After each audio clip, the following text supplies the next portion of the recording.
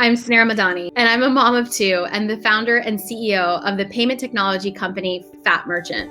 I've built an 8-figure business, and now I've made it my mission to help female entrepreneurs to reach the $1 million mark as well.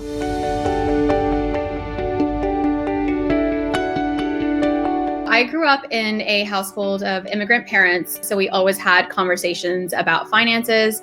My father was an entrepreneur. I grew up around understanding the importance of cash flow and how, if we manage money, could be life-changing. Honestly, entrepreneurship was something that I didn't want to do because I was around it so much. I ended up choosing finance as my specialization and working in a financial services company, and that is how I learned about the credit card processing industry. I learned quickly that small businesses were being taken advantage of from a payment processing standpoint. When the idea of Fat Merchant came about, I had zero desire to go build a company on my own.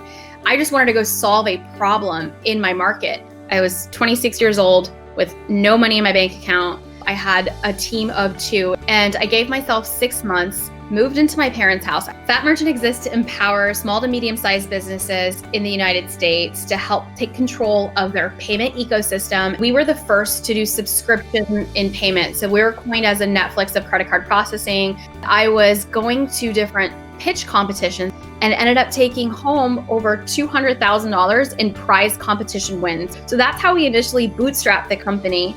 And then we decided to go get venture capital. But I was told that it would be nearly impossible for me to raise venture capital because I'm a woman.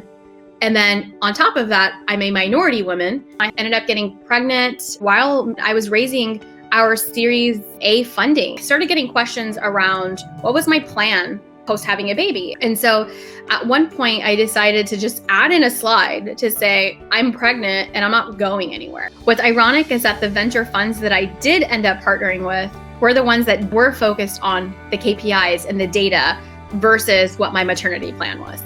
5 years later, 130 employees, I raised 20 million in venture capital, and that 5 million in payments that we did in year 1 turned into 5 billion in payments last year. Finding balance in working mom life is probably one of the hardest challenges that I've ever had to solve. I didn't have a maternity leave. Mila just really grew up every day at Fat Merchant, and that's kind of how we made it work. There was a couple of weeks where I really felt like I had missed every bedtime. I started creating rules such as I'm not going to travel for more than 2 nights away for the week.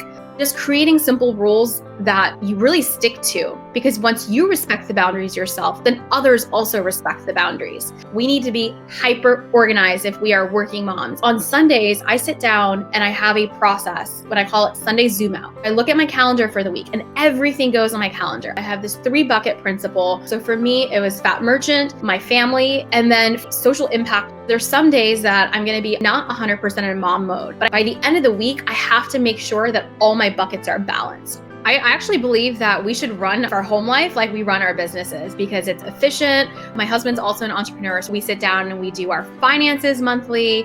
We invest together. It's really just about having a goal in mind, but having a plan to actually achieve that goal. I encourage all women to understand the financial metrics and not be afraid of it and to ask questions. It's also important to make adjustments based on time. I don't need the biggest house. I want us to have a lifestyle that we could spend time with our kids. Something that I learned was the fact that less than 2% of female founders ever break $1 million in revenue.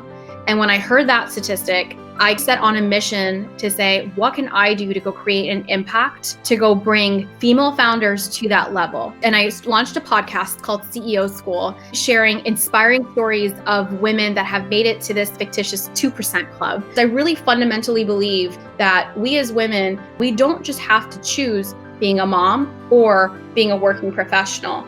I think one of the financial habits that I have that have led to my success is really that mindset of knowing that there is an abundant amount of money in this world. I know that I can outwork anybody. And so money will come because we all deserve to have it all. I'm so happy that my daughters get to see me live this life every day. And I think it's so important to showcase that to not only all young girls, but especially young girls of color, to see other women of color succeed.